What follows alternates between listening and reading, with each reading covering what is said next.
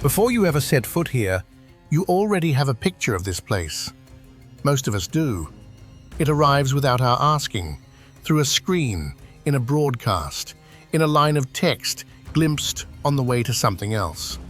A single frame, repeated so often it begins to feel like the whole film.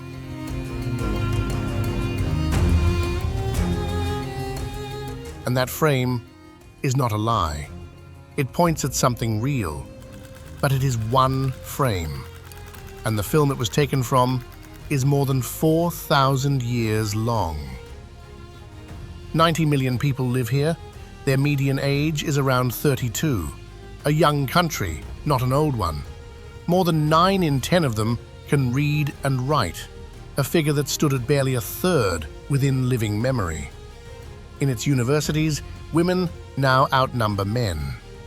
On any given morning, more people are pouring tea, reciting verse, and arguing about a football match than could ever be folded inside a single sentence about this country.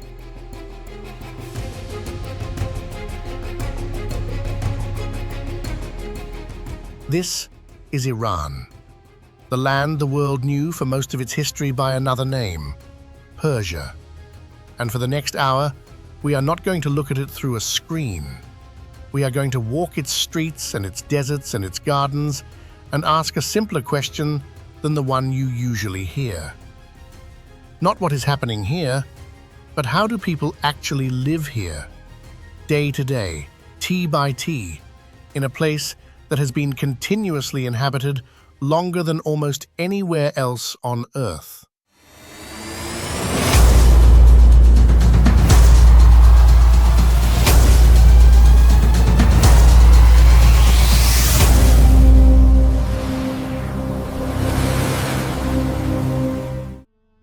The answer begins, as it so often does in this country, with the land itself. Iran sits on a high plateau, ringed almost entirely by mountains. To the north, the Alps range rises in a green wall along the Caspian Sea. To the west, the Zagros run for more than 1,000 kilometres, fold after fold of pale rock. And in the center, cupped inside all that stone, lies a vast, dry interior. 2 great deserts where, in places, rain almost never falls. It is a difficult place to live, and that difficulty is the first thing you have to understand, because everything else, the cities, the culture, the character of the people, grew out of the problem of surviving here. Consider the contradictions the country holds at once. In the southeast lies the hottest ground ever measured anywhere on the planet, a plateau where the surface has climbed past 70 degrees Celsius, hot enough that nothing grows and nothing crawls. And yet, a few hundred kilometers north, along the Caspian shore, there are forests so wet and so ancient they have stood since before the last ice age, dripping with mist and rice and tea. One country, both extremes, and 90 million people making a life somewhere between them.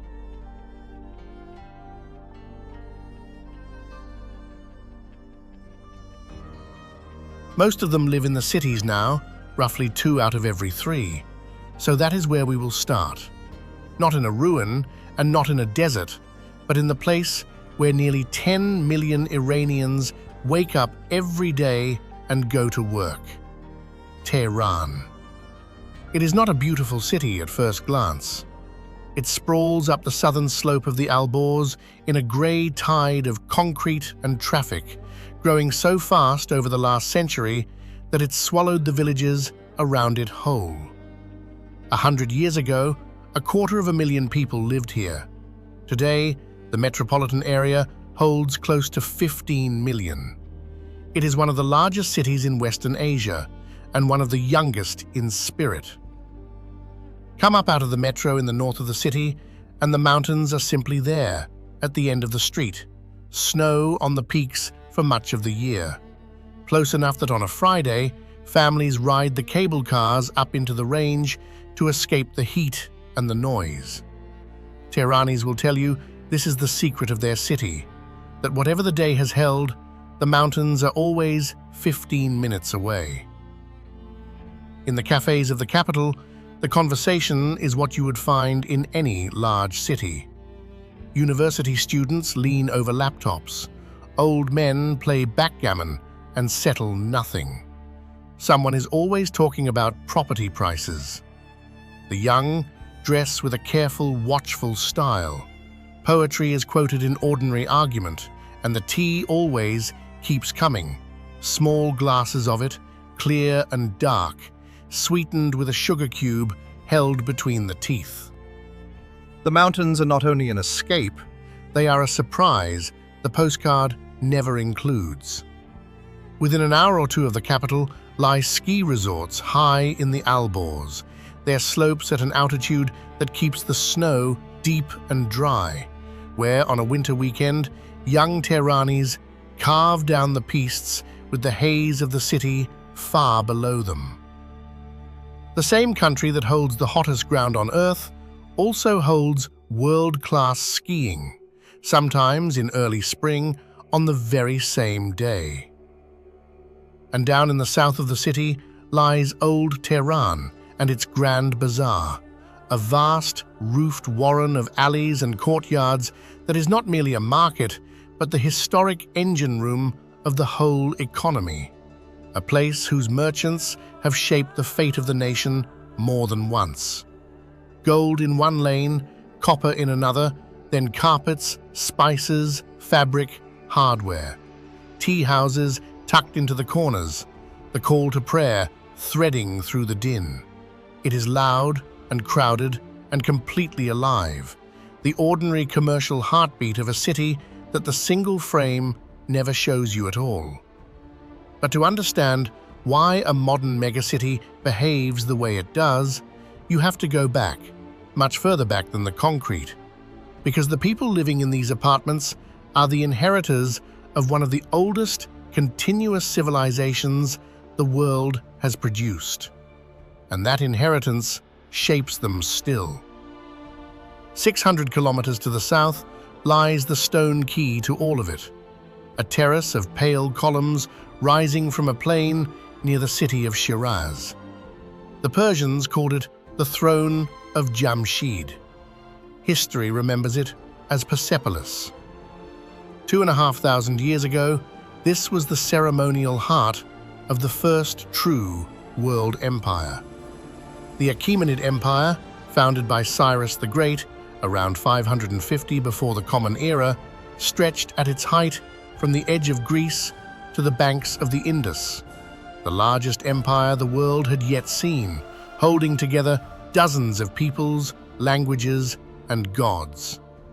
And what is remarkable about it, what still teaches something, is how it held them. Carved along the great staircase at Persepolis are processions of delegates from every corner of the empire, each in their own dress, each bearing gifts. Ethiopians with ivory, Armenians with horses, Indians with gold. Not prisoners, envoys. The empire was built on the idea that a Mede could remain a Mede and a Babylonian, and both could still belong. Cyrus himself left behind a small clay cylinder inscribed after he took the city of Babylon, in which he speaks of restoring displaced peoples and their temples. It has been read across the centuries as one of the earliest statements of the idea that a ruler owes something to the ruled. Whether or not it deserves the full weight later placed upon it, the instinct behind it is genuinely old here and genuinely Persian, that an empire is stronger when it lets people keep themselves. That empire fell, as all of them do. Alexander of Macedon burned Persepolis in the year 330 before the Common Era. Whether by accident or design, no one is certain. The columns you see today are what the fire and the 23 centuries since could not bring down. But here is the pattern you must hold on to, because it repeats through everything that follows. The empire fell, The idea of Persia did not. Again and again across its history, this civilization would be conquered, occupied, nearly erased, and each time it would absorb the conqueror, outlast the occupation, and reassemble itself out of something the invaders could never quite seize. Its language, its poetry, its way of living. The hardest test came in the 7th century. Arab armies carrying the new faith of Islam swept across the plateau and brought the Sasanian Empire, the last great Persian dynasty before Islam, to an end. The old religion receded. The old script gave way. For a time, it seemed that Persian itself might dissolve into Arabic, the way so many conquered tongues had dissolved before. It did not. And the reason it did not has a name. Around the year 1000, in the eastern city of Tus, a poet named Ferdowsi sat down to a task that would take him more than 30 years. He set out to gather the myths and histories of pre-Islamic Persia, its kings, its heroes, its long story of itself, and to write them down in verse, in Persian, deliberately choosing Persian words where Arabic ones had crept in. The result was the Shahnameh, the Book of Kings, nearly 50,000 couplets, one of the longest epic poems ever composed by a single author. It worked. The Shahnameh did what armies could not. It fixed the Persian language in a form so beloved that it could not be lost. Ordinary people memorized it. Storytellers performed it in tea houses. 1,000 years later, Iranians still quote it, still name their children after its heroes. There is a saying attributed to Ferdowsi that Iranians repeat with quiet pride, that through this poem he revived the Persians and the Persian tongue with them. And the heroes and demons of his epic did not live in some vague elsewhere. Iranians placed them on the real map of their own country. Rising north of Tehran, more than 5,500 meters high, stands Mount Damavand, the highest peak in all of the Middle East, a snow-crowned volcano visible from the capital on a clear day. In the Shahnameh, it is beneath this mountain that the hero Feridun chains the tyrant serpent Zahak to remain imprisoned there until the end of the world. To this day, Damavand is more than a mountain to Iranians. It is a symbol of the nation itself, resistance against tyranny, frozen into the skyline. Ordinary hikers climb its slopes each summer, walking, whether they think of it or not, straight into their country's oldest story. Remember that as we go. In this country, poetry is not decoration. It is load-bearing. It is the thing that carried the civilization across the centuries when the palaces had all burned. But a civilization does not survive on poetry alone. It survives on water. And on the plateau, water was the first and hardest problem of all. Because it does not rain here, not enough, not where the people are. So the Persians did something extraordinary thousands of years ago. Rather than wait for rain, they went and found the water where it hid, in the aquifers at the foot of the mountains. And they built a way to bring it, by gravity alone, across dozens of kilometers of desert to the fields and towns that needed it. They are called qanats, underground channels dug by hand, sloping so gently that the water flows on its own without ever spilling to the surface where the sun would take it. Along the top of each one runs a line of shafts, spaced out across the landscape, so that from the air, an ancient qanat looks like a trail of craters marching toward the hills. Some are more than 2,500 years old. Some still carry water today. This single invention, patient, invisible, shared, is the reason cities exist in the middle of a desert that should not be able to hold them. And with that water, the Persians made something the rest of the world would eventually borrow even the word for. Facing a harsh and dusty plateau, they built enclosed gardens, walled rectangles divided by 4 water channels meeting at a central pool, planted with cypress and pomegranate and roses, cooled by the sound of moving water. They called such an enclosure, in the old language, peridesa, a walled-around place. That word traveled west through Greek and Hebrew and Latin and became our word paradise. The Persian idea of heaven was, quite literally, a garden with water in it, the most precious thing imaginable to people living in a land of thirst. The fourfold garden, the Chahar Bagh, spread from here across half the world, from the courtyards of Spain to the Taj Mahal in India.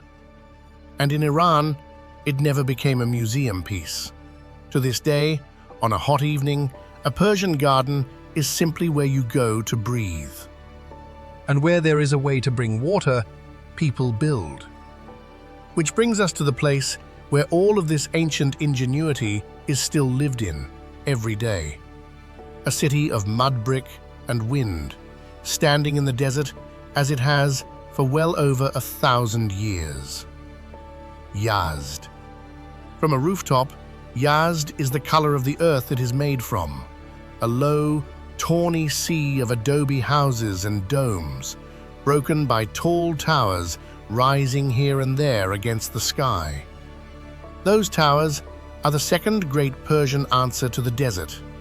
They are called badgirs, wind catchers. The principle is simple and quietly brilliant. A tall shaft rises above the house, open to the breeze on one or more sides. It catches whatever moving air there is, funnels it down into the rooms below, and pushes the hot, stale air back out. Some are paired with a pool of water or a qanat channel at the bottom, so the incoming air is cooled as it passes over the surface. No electricity, no moving parts, just physics and the patience to build it right. In a city where summer temperatures climb well past 40 degrees, the wind catchers made permanent life possible. One of them, in the garden of Daulatabad, rises some 33 meters, among the tallest in the world. Stand beneath it on a hot afternoon, and you can feel the air move, drawn down out of the sky and across the water and over your skin. Cool, 600 years after someone worked out exactly how to shape it.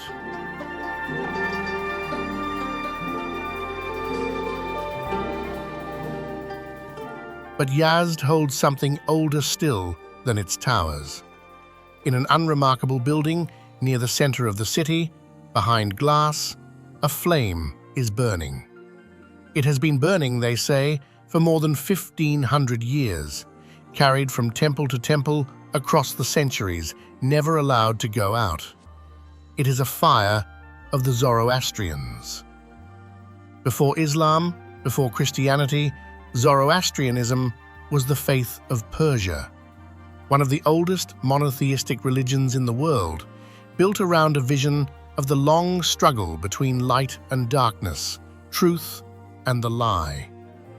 When the new faith came, most of the plateau slowly converted. But not everyone. In the desert around Yazd, small communities kept the old fire alive, tending it generation after generation. That flame in its quiet room is one of the longest continuously burning fires on Earth, a small, stubborn light that 4,000 years of history has not managed to put out. That is the persistence we keep circling back to. Not monuments, not empires, something smaller and harder to kill. A fire, a poem, a way of catching the wind. Now, leave the city walls and go east, into the emptiest quarter of the country, because Iran's landscapes are as extreme as its history, and one of them holds a record that belongs to no one else. The Dasht-e Lut. The name means roughly the plain of emptiness, and it earns it.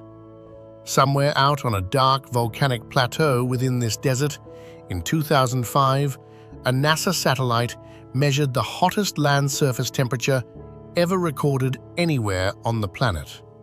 70.7 degrees Celsius, 159 degrees Fahrenheit. Hot enough that across whole stretches of the Lut, there is no vegetation, no insect, no animal. Not life clinging on, simply no life at all. And yet the emptiness is not featureless. Wind and the rare, violent flood have carved the sand and clay into vast parallel ridges called qanats, long walls of earth, some rising like the ruins of a city that was never built, running for kilometres in perfect rank. Elsewhere, the dunes climb hundreds of meters into the sky. At night, with no town for 100 kilometers, the stars come down so thick and close that the desert seems to be lit from above.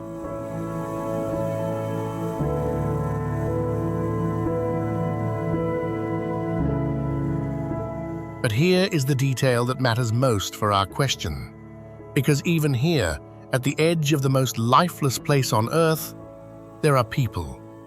Not in the burning core, but along its margins, where a spring seeps or a well can be sunk. There are villages of date palms and mud brick, oases like Yazd, where families have farmed and herded for a very long time. And threaded across the whole region are the ruins of caravanserais, the roadside inns of the old trade routes. For this desert was not always something to be avoided, it was something to be crossed. The great arteries of the Silk Road ran along these edges, and the caravanserais were the way stations that made the crossing survivable. Thick walls, a courtyard, water, a place for the camels, a fire for the night. Merchants moving silk and spice and turquoise between China and the Mediterranean sheltered in them. Evidence of human passage across this region reaches back thousands of years. Even the plain of emptiness, it turns out, was full of people going somewhere. And in the cooler dark of the desert nights, in the sand around those margins, the smallest survivors come out. Scorpions, desert species that have evolved to endure heat that would kill almost anything else, hunting in the hours after sunset. Shine an ultraviolet light across the ground, and they answer it, glowing an eerie blue-green in the dark, a chemical quirk of their shells no one fully understands. Life, holding on at the very border of a place that has none.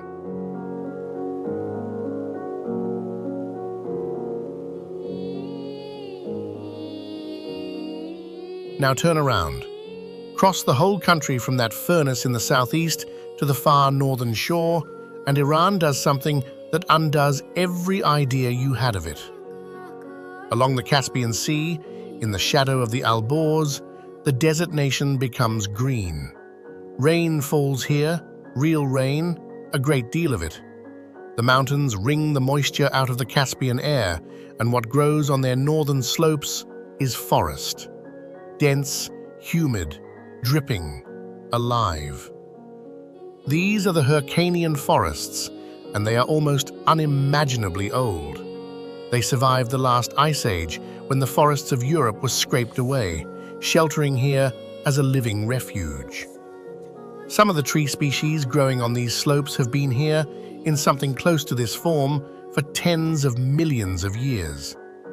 Among them grows the Persian ironwood, a tree so dense its wood barely floats, and the Caspian beech, and a tangle of green so ancient that walking into it feels less like entering a forest than entering a memory the planet has kept.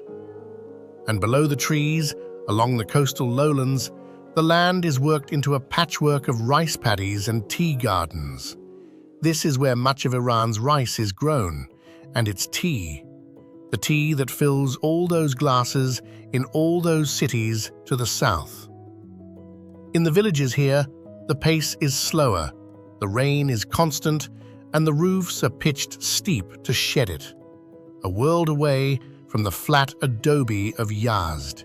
Same country, a different planet. And these northern forests and the mountains that hold them are the last refuge of one of the most magnificent animals in Asia, the Persian leopard. It is the largest leopard subspecies in the world, a heavy, pale gold cat built for the cold of the high Zagros and the Alborz, moving through the oak woods and the rock at the edge of human sight. Perhaps 1,000 of them remain across the whole of the country, scattered and secretive, each one holding a vast territory. To see one is the work of a lifetime. Most Iranians never will, but they are there, in the folds of the mountains, doing what they have always done, persisting quietly at the margins of a crowded country.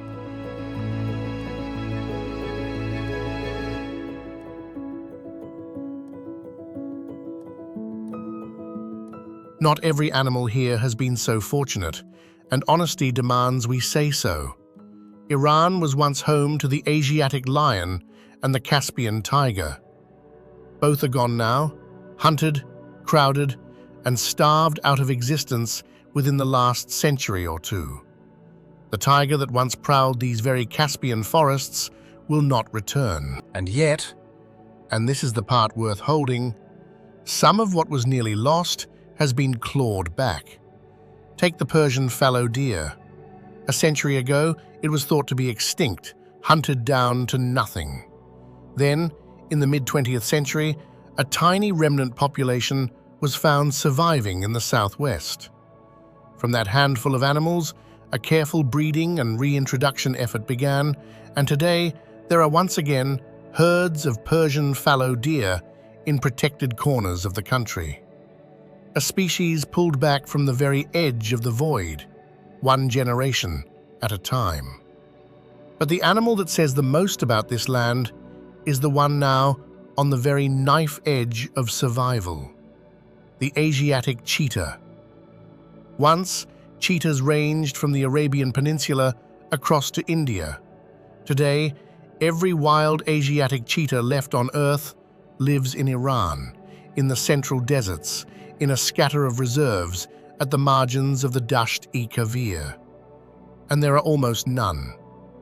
The most recent counts suggest only a few dozen remain, fewer than 50 of a creature that once crossed a continent. Iranian conservationists track them with camera traps, name the individuals, mourn each one lost to a road or a poacher's snare. Whether the Asiatic cheetah will still exist in a generation is a genuinely open question. It is the fragile edge of the same story as the leopard and the deer, a country trying, imperfectly, against long odds, to hold on to what makes it itself. That same instinct, to hold on to a way of life against the pressure of the modern world, is visible not only in the wildlife, but in the people who still live the oldest way of all. Twice a year, in the folds of the Zagros Mountains, whole communities move. The Bakhtiari, the Qashqai, and other nomadic peoples of Iran have herded their sheep and goats across these ranges for uncounted generations, following the grass, up to the high, cool pastures in spring, back down to the lowlands before the winter closes the passes. It is one of the last great pastoral migrations left on the planet, and it is genuinely hard. The migration means crossing rivers swollen with snowmelt, driving thousands of animals over passes still choked with ice, carrying the young and the old and the newborn lambs across terrain that has not forgiven a mistake in 3,000 years.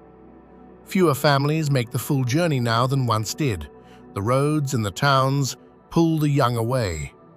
But every spring, some of them still go, tents on the backs of mules, the whole household on the move, living exactly as their ancestors did when Persepolis was new.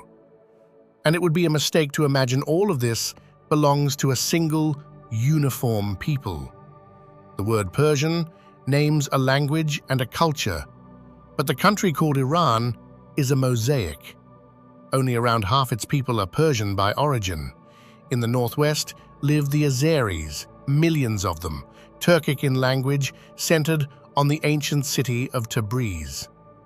Along the western mountains are the Kurds, in the southeast, the Baluchis, on the Caspian shore, the Gilaks and the Mazandaranis, in the south, Arabs and the Qashqai, in the northeast, the Turkmen. Each carries its own tongue, its own dress, its own music and memory, and yet all of them are woven into the single 4,000-year fabric of Iranian civilization.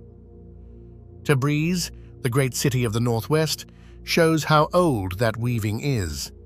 For centuries, it stood at a crossroads of the Silk Road, and at its heart sits one of the largest covered bazaars on Earth, a labyrinth of brick vaults, domed halls, and caravanserais stretching for kilometers, where carpets and spice and gold have changed hands for something close to 1,000 years. It is still a working market today, not a monument.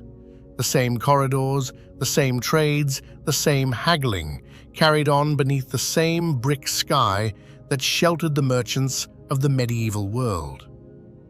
So that is the frame of the country, mountains and deserts and forests, and the ancient, ingenious business of surviving among them. Now we come to the places where survival became something more, where the Persians did not merely endure the plateau, but turned it into beauty. And there is one city, above all, where they did it so completely that they gave it a name that still makes Iranians smile. Isfahan, half the world. That is the old saying, Isfahan nesf-e-jahan. Isfahan is half the world. And standing in the heart of it, you understand why they were not entirely joking. 400 years ago, under the Safavid dynasty, Isfahan became one of the grandest cities on Earth, a capital deliberately built to take the breath away. At its center, they laid out an immense rectangular square, one of the largest public spaces anywhere, the Naksh-e-Jahan, the image of the world. Stand in the middle of it at dusk. On one side, a great mosque swells upward in a dome of turquoise and blue tile so fine that from certain angles the whole surface seems to move. Facing it, a smaller mosque of paler, honeyed tilework, built for the private prayers of the royal household.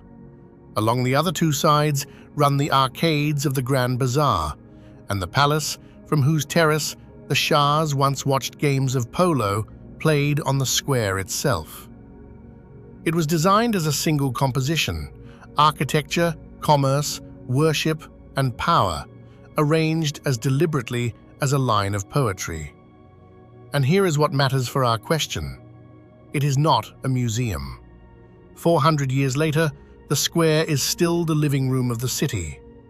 In the evening, when the heat lets go, families spread carpets on the grass and set out picnics.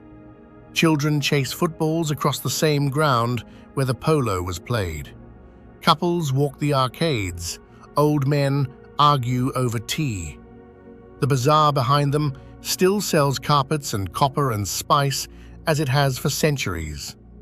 The most magnificent square in Persia is, on any ordinary Tuesday, simply the nicest place in town to bring the kids. And in the bazaar behind the square, in the half-light of the vaulted brick corridors, hangs the art form that may be the most Persian of all, the carpet. To many outsiders, a rug is a floor covering. To a Persian family, it can be a lifetime's savings, a daughter's dowry, an heirloom passed down for 100 years. The finest are knotted entirely by hand. A single carpet taking one weaver months or even years, tied one tiny knot at a time, hundreds of them in every square inch, 1,000,000 or more in a single rug. The patterns are a language of their own. The Garden of Paradise rendered in wool, the cypress of eternal life, the medallion like a pool at the center. Each region weaves its own signature, the deep reds of Caspian, the flowing curves of Isfahan, the bold geometry of the tribal weavers. A Persian carpet is a garden you can roll up and carry, which, for a people who have had to move more than once across their history, was always part of the point. And in the evenings, something happens beneath the bridges. Isfahan's river is spanned by a series of old stone bridges, and the most beloved of them, the Pole, the bridge of 33 arches, and the Kaju bridge downstream, are built not only to be crossed, but to be lingered on. Beneath their arches are alcoves and stone benches, and there, after dark, people gather. And sometimes, in the acoustics of the arches, someone begins to sing. Old Persian songs, unaccompanied, the voice caught and thrown back by the stone, while strangers stand in the dark and listen. It is one of the quietest, most human things you can witness in this country. A people who, 400 years on, still come to a bridge at night simply to hear one another sing. But if Isfahan shows how Persians made beauty, another city shows how they make meaning. And to reach it, we go back into the plateau, to a place where the sacred and the everyday have not been separated at all. In the northeast stands Mashhad, the holiest city in Iran and one of its largest. At its heart is the shrine of Imam Reza, the 8th Imam of Shia Islam, who died and was buried here more than 1,000 years ago. Around his tomb has grown one of the largest religious complexes in the world, a vast expanse of courtyards, golden domes, and mirrored halls that shimmer as though lit from within. Each year, more than 20 million pilgrims come. They come from across Iran and far beyond it, some saving for years to make the journey, and when they reach the shrine, many of them weep, pressing toward the tomb through a crush of bodies, reaching out to touch the metal grill around it, murmuring the requests they have carried across a country to deliver in person. For the faithful, this is not a monument to the past. It is a living relationship, renewed by each generation, as ordinary and as necessary to them as a phone call home. And this is the thread that ties the whole country together, from the pilgrim at Mashhad to the student in a Tehran cafe, to the shepherd on the Zagros Pass. Whatever else divides them, Iranians share a dense, living fabric of ritual and courtesy and celebration that structures the ordinary year. To ask how 90 million people live is, in the end, to ask about these small, daily things. Some of them happen every single day. Chief among them is food and the courtesies that surround it. A Persian meal is a landscape in itself. At its heart is rice, but rice raised to something close to an art. Long grain, steamed until each grain stands separate and prized above all for the tadig, the crisp, golden crust at the bottom of the pot, the piece everyone secretly wants and politely offers to someone else.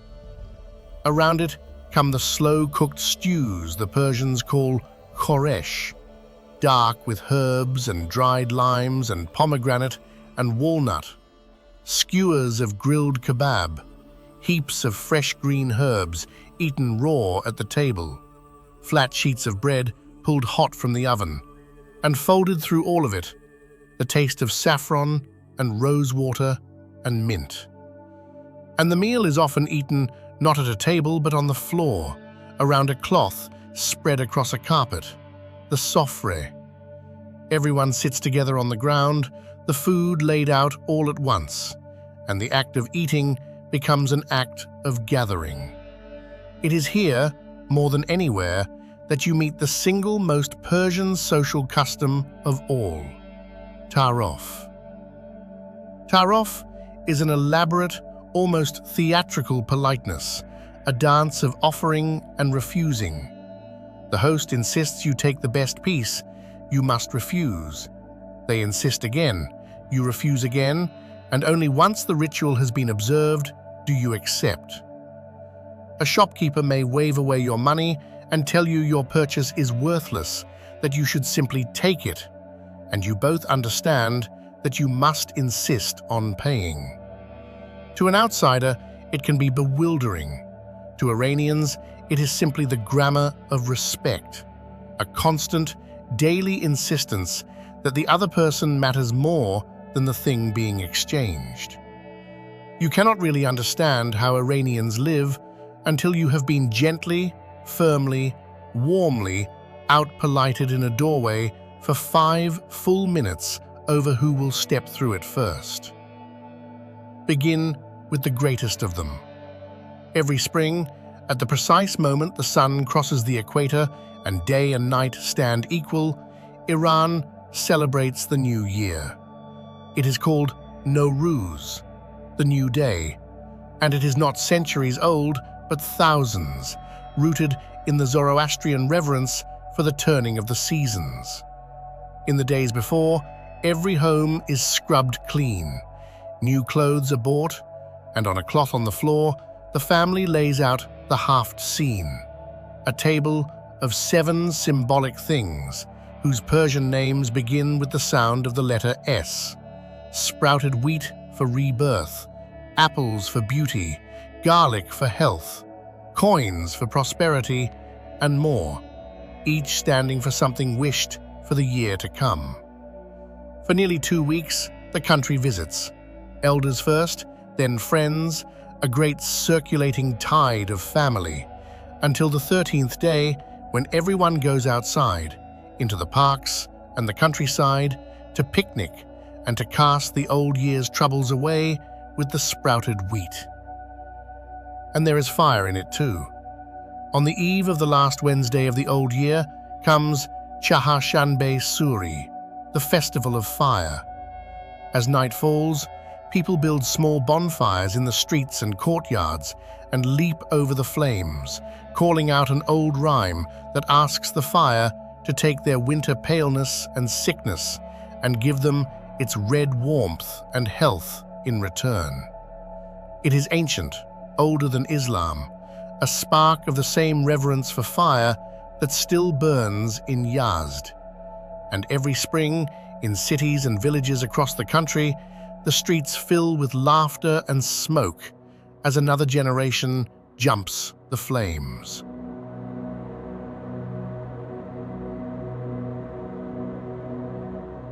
And in the deep of winter, On the longest night of the year, there is Yalda. When the darkness is at its greatest, families gather, often at the home of the eldest, and they stay awake together through the night, waiting out the dark until the sun's slow return. They eat red fruits, pomegranates and watermelon, the color of dawn against the black of the night. And they read poetry aloud. Specifically, they read Hafez. And that poetry is not only read, it is sung. Persian classical music is built, more than almost any other tradition on earth, around the poems. A singer taking the verses of Hafez or Rumi or Sa'di and unfolding them slowly over the sound of the tar and the setar, the hammered strings of the santur, the bowed lament of the kamanche, and the breathy ney, the reed flute whose sound Rumi himself compared to the soul crying out for the reed bed it was cut from. The tradition passes from master to student across generations, a vast inherited repertoire of melodic phrases held mostly in memory, never fully written down. To sit in a small room and hear a singer bend a single line of Hafez across a minute of aching sound, is to understand that here, poetry is not something you study. It is something you feel in the body, the way you feel music.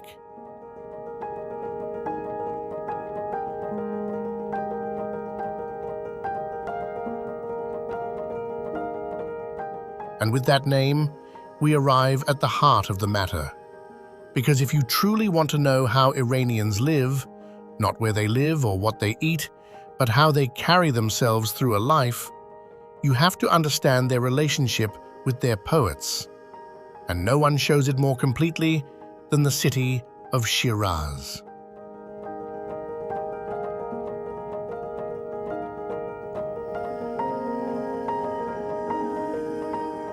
Shiraz, in the south, is the city of gardens and of poets. For centuries, it has been associated with wine and roses and nightingales, with a certain gentleness of spirit, and above all, with two men whose tombs draw more visitors than almost any palace in the country. The first is Sa'di, a poet of the 13th century whose verses on human kindness are so woven into the culture that one of them, a few lines declaring that all human beings are members of a single body, and that to be unmoved by another's suffering is to forfeit the name of human, is among the most quoted pieces of poetry in the Persian language. It has been embroidered, recited, carved into walls, and offered again and again as the plainest statement of what a decent life requires. And the second is Hafez. Hafez of Shiraz, who lived in the 14th century, is not simply Iran's most famous poet. He is something closer to a companion that the entire nation keeps. His collected poems, the Divan, sit in almost every Iranian home, often beside the Quran, sometimes the only two books a household owns. Children learn his verses young. Adults quote him in the middle of an argument to settle it, or in the middle of a courtship to advance it. His language is so supple and so deep that people have been arguing for 600 years about whether a given poem is about earthly love or the love of God. And the glory of Hafez is that the answer is always both. His tomb sits in a garden in Shiraz, beneath an open pavilion, and it is one of the places this whole journey has been traveling toward. Because it is not a solemn place, it is not hushed and roped off. In the evenings, it fills with people, students, grandmothers, young couples, travelers who come to sit on the surrounding steps, to drink tea, to talk quietly, and to lay a hand on the cool marble of the stone. Some of them cry, some of them recite, some sit for an hour and say nothing at all. They have not come to see a dead man's grave, they have come to visit a friend. And there is one custom, more than any other, that tells you what poetry means in this country. It is called Fal-e Hafez, the augury of Hafez. It works like this. When an Iranian is troubled, facing a decision, worried about someone they love, unsure which way their life should turn, they take down the divan. They hold it, and they close their eyes, and they make a wish, or ask their question in silence. And then they open the book at random, and they read the first poem their eyes fall upon. And in its lines, its images of the road, the tavern, the beloved, the dawn, they look for their answer. Think about what that means. In a moment of genuine uncertainty, when a person elsewhere might consult an app or a horoscope or simply lie awake, a great many Iranians instead reach for a book of poems written 600 years ago and trust that a poet who has been dead since before Columbus sailed will have something to say to them tonight. At the tomb in Shiraz, there are men who make their living by this, often with a small bird trained to draw a folded poem from a box, a fal-e hafez, for a few coins. But most people do it themselves, at home, quietly, in the way their parents and grandparents did. This is the answer in the end to the question we began with. How do 90 million people actually live? They live, more than almost any other people on Earth, inside their poetry. They have carried it through the fall of empires and the burning of cities. They have used it to keep their language when armies try to take it. They read it to their children on the longest night of the year, and they consult it when they do not know what to do. The palaces of Persia are mostly rubble now. The poems are still in use, and they have needed that, because the 4,000 years we have been walking through were not gentle. We have touched on the conquests lightly, but they were real, and they were brutal. In the 13th century, the armies of the Mongols swept across the plateau and did something close to annihilation. Cities like Nishapur, one of the great centers of learning in the medieval world, were destroyed so completely, their populations slaughtered so thoroughly, that they never recovered their former greatness. The qanats were choked, the libraries burned. Whole generations of scholars and their work were wiped from the earth in a matter of weeks. And then it happened again. A century and a half later, the armies of Tamerlane, carved another path of destruction through the region, raising towers from the skulls of the defeated. Time and again, this civilization was brought to its knees by force it could not resist. And time and again, it did the only thing it knew how to do. It buried its dead, and it rebuilt its walls, and it went back to its gardens and its poems. It did not defeat the conquerors on the battlefield. Often, it could not. It defeated them by outlasting them, by being a thing too deep and too diffuse to kill. Not a king or an army, but a language, a table set for the new year, a fire that would not go out, a habit of answering grief with verse. That is why the tomb of a poet draws bigger crowds than the throne of an emperor. The emperors promised permanence and delivered rubble. The poets promised nothing but understanding and delivered it, generation after generation, in a form no fire could reach. So let us go back now to the picture we started with, the single frame, the one you carried in before we began. It was not a lie. This is a real place with real hardship and real weight. Nothing we have seen erases that. But set that one frame beside the others we have gathered. The wind catcher pulling cool air out of a desert sky. The qanat carrying water in the dark for 2,500 years. The flame in Yazd that has not gone out in 15 centuries. The cheetah, down to its last few dozen, hunted by camera traps and defended by people who name each one. The families under the bridge in Isfahan, standing in the dark to hear a stranger sing. The grandmother at the tomb in Shiraz, opening a book of poems to ask it what she should do. These are not the exceptions to Iran. They are Iran, the ordinary texture of 90 million lives, lived out on a difficult and beautiful plateau, inside a civilization that has been continuously arriving at this moment for 4,000 years. The country you have a picture of, and the country where people actually live, are the same country. It is only that the picture is one frame, and the life is the whole long film. To see it, you have to do the one thing a headline can never make you do. You have to stay a while. You have to sit down and be handed a glass of tea and let the place tell you, in its own time, who it has always been. Thank you for staying a while with us. And for looking past the single frame. If this journey meant something to you, subscribe and travel with us again. Until the next journey.